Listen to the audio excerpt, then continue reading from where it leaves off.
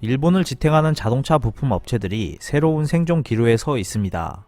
지난 3월 이후 전 세계에서 자동차 생산 중단을 단행한 영향으로 일본 주요 부품 업체들이 영업 적자에 빠지면서 리먼 쇼크 때보다 더 심각한 상황에 처해 있습니다.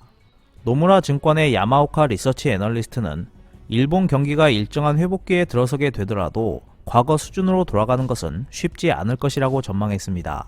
하지만 일본 정부는 경제를 살리기 위해서는 국민 건강을 가장 먼저 지켜야 한다는 것을 망각하고 현재의 단기적인 경기 회복에 취해 옳지 못한 판단을 이어가고 있습니다. 피커TV에서 자세한 내용 전해드리겠습니다.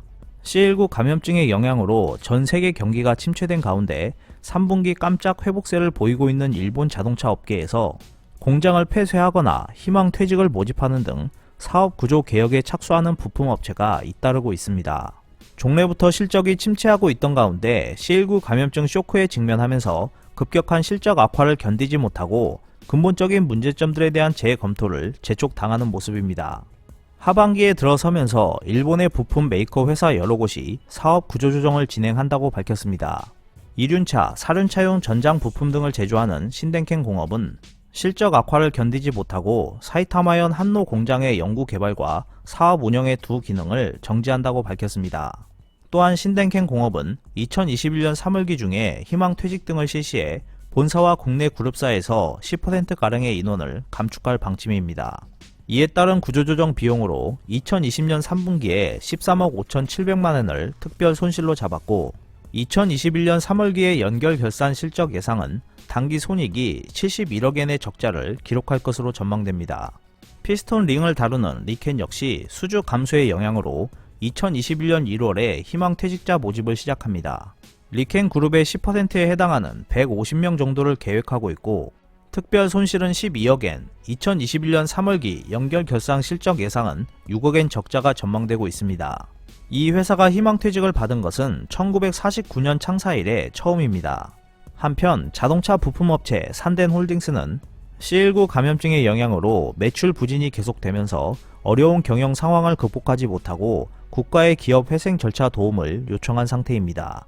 회사에 따르면 해외에 있는 공장의 가동이 중단되었으며 자동차 수요 감소로 매출도 감소했고 올해 3분기 결산도 34억엔의 적자를 기록했다고 밝혔습니다.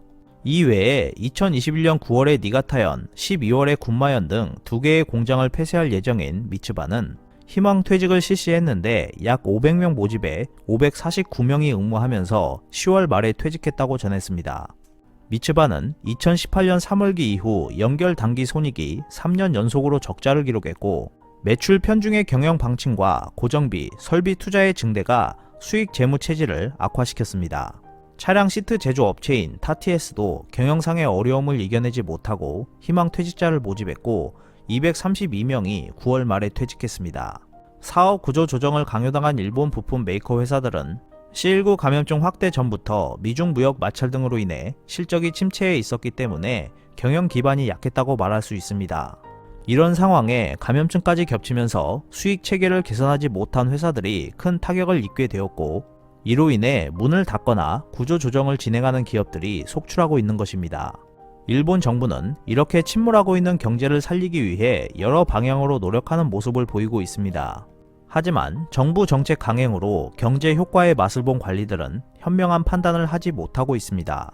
11월 22일 기준 일본의 하루 신규 확진자는 2168명을 기록하며 닷새 연속 2000명을 웃돌았습니다. 최근 일본에서 C19 감염증이 전례 없이 빠르게 확산하고 있지만 현지 당국은 굼뜨게 대응하고 있습니다. 특히 여행 장려 정책을 신속히 중단해야 한다는 지적이 이어지고 있음에도 일본 정부와 지자체가 결정을 서로 미루고 있는 양상입니다. 일본 정부는 스가 총리가 중요시하는 경기 부양책을 수정하지 않고 강행하다 감염이 폭발적으로 늘어나자 마지못해 보완하기로 했지만 실행을 위한 세부 사항을 신속하게 결정하지 않고 있습니다. 스가 총리는 11월 21일 C19 대책본부 회의를 열고 감염 확산이 심각한 지역을 목적지로 하는 경우 국내 여행 장려 정책인 고투 트래블의 적용 대상에서 일시적으로 제외하겠다고 밝혔습니다. 전문가들이 요구하는 것보다 훨씬 미흡한 수준의 대응이었습니다. 문제는 어느 지역을 언제부터 제외할지 결정하지 않아 실행되지 않고 있다는 것입니다. 니시무라 야스토시 일본 경제재생 담당상은 NHK에 출연해 며칠 사이에 방향성을 결정하고 싶다며 사흘 연휴가 끝난 뒤인 24일 이후 세부 사항이 정해질 것으로 관측했습니다. 그는 어느 지역을 제외 대상으로 할지를 우선 지사가 판단해 주었으면 좋겠다며 광역자치단체에 공을 넘겼습니다. 하지만 선출직 공무원인 도도부현 지사들은 관할 지역을 제외하는 결정을 선뜻 내리려고 하지 않는 분위기입니다. 고트 트래블 적용 대상에서 제외되면 해당 지자체를 목적지로 하는 여행객이 급격히 감소할 것이 분명하고 지역 경기 침체로 이어지기 때문입니다. 같은 방송에 출연한 전국지사회 회장인 이즈미 가몬 도쿠시마현 지사는 고트 트래블 등 경기 부양책에 대해 사업자의 기대가 매우 높다. 지사로서 이를 억제하는 것은 어려운 판단이라고 반응했습니다. 고이케 유리코 일본 도쿄도 지사는 22일 기자들과 만난 자리에서 고트 트래블 등이 나라의 시책이며 이런 상황에서 국가가 새롭게 판단을 내린 것이라며 일본 정부가 제외 지역까지 결정할 것을 요구했습니다. 그는 올해 초 C19 감염증이 확산하기 시작할 때는 일본 정부보다 앞서 나가며 강력한 방역 대책을 호소했는데 이번에는 한 발 물러선 양상입니다. 상황을 종합해보면 일본 중앙정부나 지방자치단체를 이끄는 정치인들은 경기 위축으로 이어질 결정을 자신의 손으로 내리는 것을 꺼리고 있는 셈입니다. 감염증 사태로 인해 몇 달간 침체했던 실물 경기가 경기 부양책의 효과로 막 회복하려는 상황에 찬물을 끼얹고 싶지 않다는 입장인 것으로 보입니다. 양측이 서로에게 책임을 미루는 가운데 정책의 실행만 늦어지고 확진자는 더욱 증가할 가능성이 커지고 있습니다.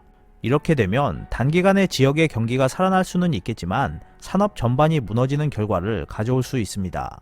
중소부품 업체들의 확진자가 발생하게 됨에 따라 공장은 멈추게 되고 이는 경영 악화를 가속화시켜 자칫 연쇄 도산을 일으킬 가능성도 존재하는 것입니다. 2020년 11월 20일 기준 일본에서 도산한 회사는 723곳이고 부채 총액은 3,238억 3,100만엔으로 나타났습니다. 이 중 부채 5억엔 미만이 613건으로 전체에서 84.8%를 차지했고 100억엔 이상의 대형 도산도 에어 아시아나 재팬, 레나운 등 4건이 있었습니다. 특히 6월부터 10월까지 월 100건이 넘는 도산이 이어졌는데 감염증 확산이 더욱 증가하고 있는 지금 상황으로 볼 때 내년 상반기부터는 도산하는 곳이 폭증할 수도 있습니다. 지난 9월 도쿄지방법원의 파산 절차 개시 결정을 받은 자스탁 상장기업 너츠 같은 경우 3월 말 시점 현금이 장부에 8억 900만엔으로 기재되어 있었지만 실제로는 50만엔 밖에 없었던 것이 감사 결과 밝혀졌습니다. 이처럼 현재 일본 중소부품 기업들 중에는 이미 파산 직전인 기업들이 더 많을 수도 있습니다. 일본에서 부품을 공급받고 있는 한국 기업이라면 일본 부품 업체들의 파산에 대비하는 지혜를 발휘할 필요가 있어 보입니다. 오늘 준비한 소식은 여기까지입니다. 끝까지 시청해주셔서 감사합니다. 여러분의 좋아요와 구독은 영상 제작에 큰 힘이 됩니다.